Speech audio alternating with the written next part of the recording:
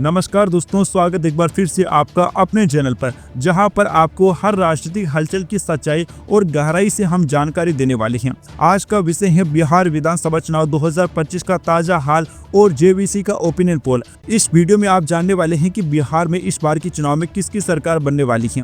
Times now JVC के opinion poll के मुताबिक बिहार में इस बार कौन जीत रहा है, कौन से मुद्दे छाए हुए हैं और जनता की नब्ज क्या कह रही है। सबसे पहले दोस्तों हम आपको बताते हैं टाइम्स नाउ जेवीसी सर्वे के मुताबिक किस पार्टी को कितनी सीटें मिल रही हैं।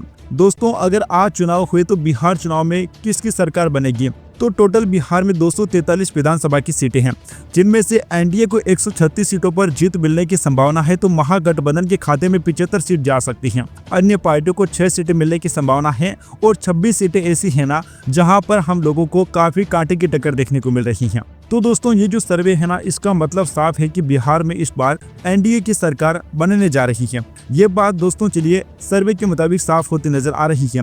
लेकिन एनडीए की किस पार्टी को कितनी सीटें मिलेगी, महागठबंधन में किस पार्टी को कितनी सीटें मिलेगी, इसके अलावा 26 कौन से ऐसी सीटें हैं जिन पर कांटे की टक्कर है, कौन कौन से मुद्दे इस बार चुनाव में छाए हुए हैं, नीतीश कुमार की पॉपुलैरिटी किस प्रकार से गिरती जा रही है और तेजस्वी यादव की पॉपुलैरिटी का क्या हाल है, मुख्यमंत्री का सबसे बड़ा दावेदार कौन है, सब चीजें हम लोग है ना इस वीडियो में डिटेल से जानने वाले हैं। वीडियो को दोस्तों अगर आप लोगों ने अभी तक लाइक नहीं किया तो इस वीडियो को लाइक कीजिए, हमारे चैनल को सब्सक्राइब कीजिए, ताकि आपको देश दुनिया की कोई भी खबर सबसे पहले मिलती रहेगी। दोस्तों अगर आज चुनाव हुए तो बिहार में एनडीए को कितनी सीट मिलेगी, ये बात हम लोग पहले कर चुके हैं कि एनडीए को टोटल 136 सीटें मिल सकती हैं। लेकिन दोस्तों उनमें से अकेले बीजेपी को 64 सीटों पर जीत मिलने की संभावना है और बीजेपी 17 सीटों पर है ना आगे दिखाई दे रही है। इसके अलावा जेडीयू को 29 सीटों पर सीधे तौर पर जीत मिलते नजर आ रही है और 2 सीटों पर है ना आगे नजर आ रही है। एनडीए के जो दूसरे साथी हैं उनको 6 सीटों पर जीत मिल सकती है और 18 सीटों पर है ना उनकी प्रत्याशी आगे नजर आ रही हैं,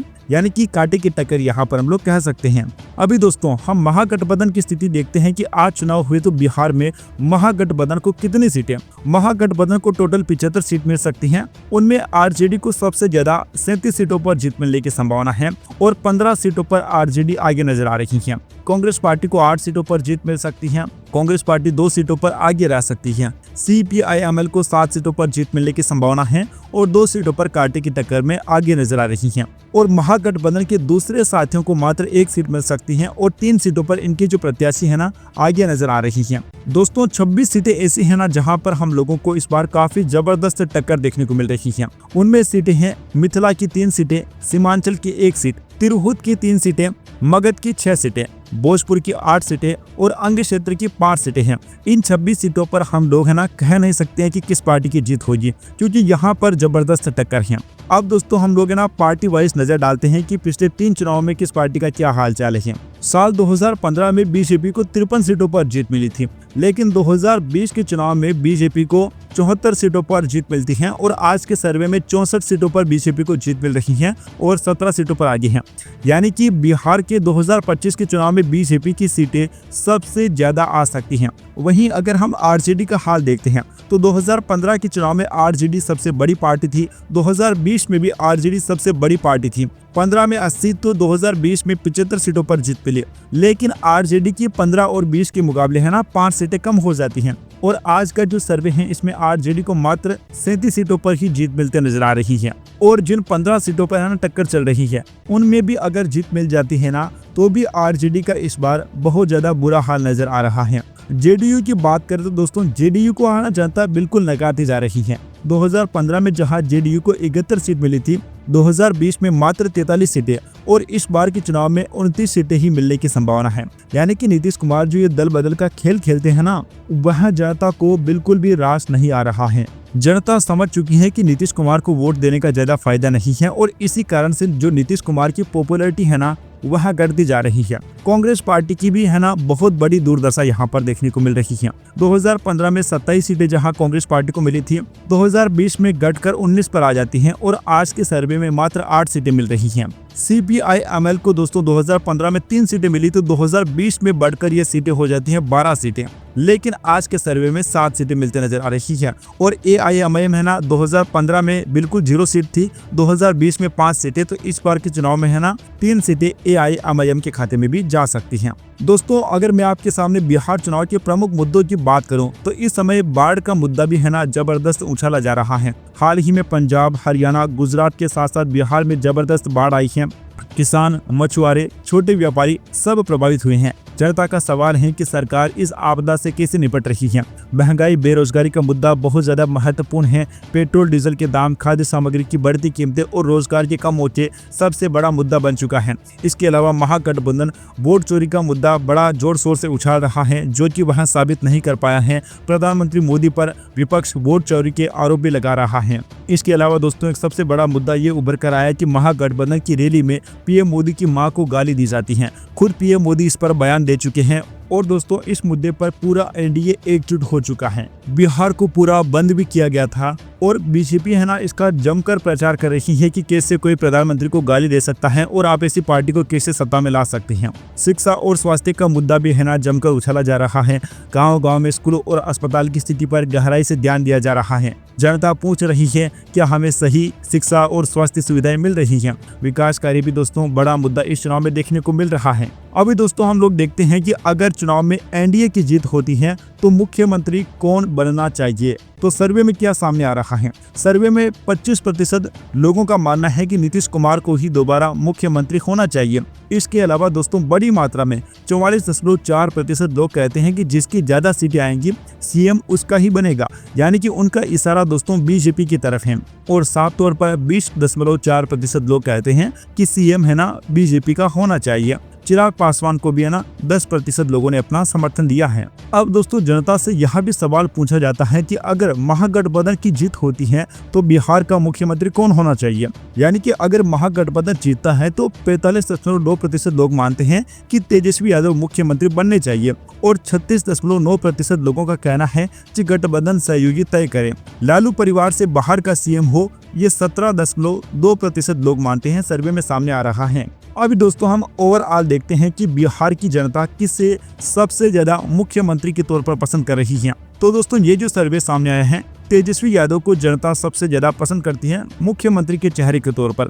लेकिन जनता ये नहीं चाहती है कि सरकार महागठबंधन की बने।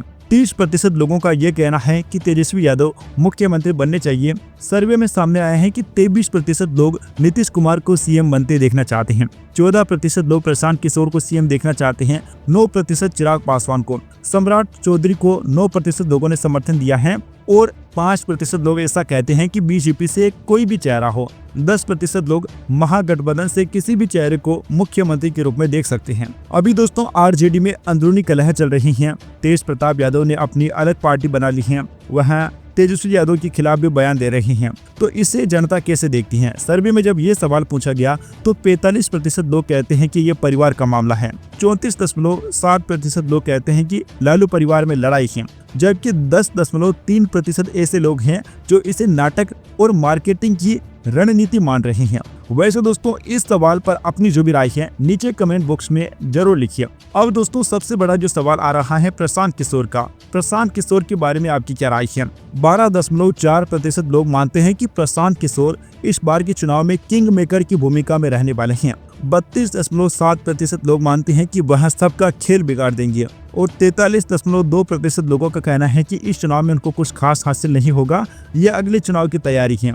11% ऐसे भी लोग हैं जो ये मानते हैं कि वह 2025 में ही अपनी सरकार बना लेंगे। दोस्तों, अगर हम प्रशांत किशोर के बारे में बात करते हैं तो इस बार के चुनावी माहौल में सबसे बड़ा नाम बन चुका है प्रशांत किशोर का। यह रणनीतिकार अपनी विश्लेषणात्मक शैली और गहराई से बने पॉलिटिकल प्लान के लिए जाने जाते हैं। प्रशांत किशोर ने बिहार में जनमत को समझते हुए महागठबंधन को नई रणनीति दी थी, लेकिन इस बार जेवीसी के सर्वे में साफ संकेत मिलता है कि जनता एनडीए के पक्ष में है। प्रशांत किशोर महागठबंधन के खिलाफ भी जमकर बयान दे रही हैं। उन्होंने बिहार में रैली भी निकाली थी, हर गांव में वो जाकर आ चुके हैं, पूरे बिहार का वो भ्रमण कर चुके हैं। कुछ लोग ये भी मानते हैं कि वह सिर्फ वोट काट रही हैं और अगले चुनाव में है ना उनको कुछ अच्छा समर्थन मिल सकता है। इस बार प्रशांत किशोर के लिए ज्यादा कुछ खास नहीं है। अब दोस्तों, बिहार के लोग नीतीश कुमार के बारे में क्या सोचते हैं? 31% लोग सोचते हैं कि उनका जो कार्यकाल था वह शानदार था, लेकिन अब वह थके हुए हैं। 19% मानते हैं कि स्वस्थ रहने तक मुख्यमंत्री बने रहने चाहिए।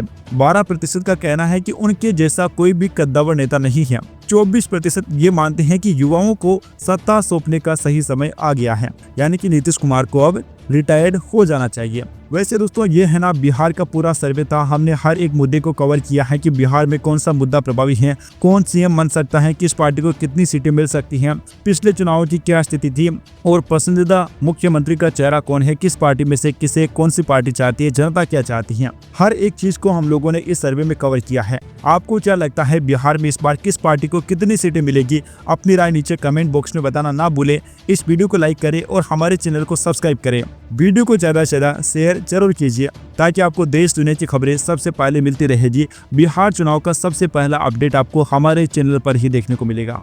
Subscribe now and press the bell icon. Never miss an update.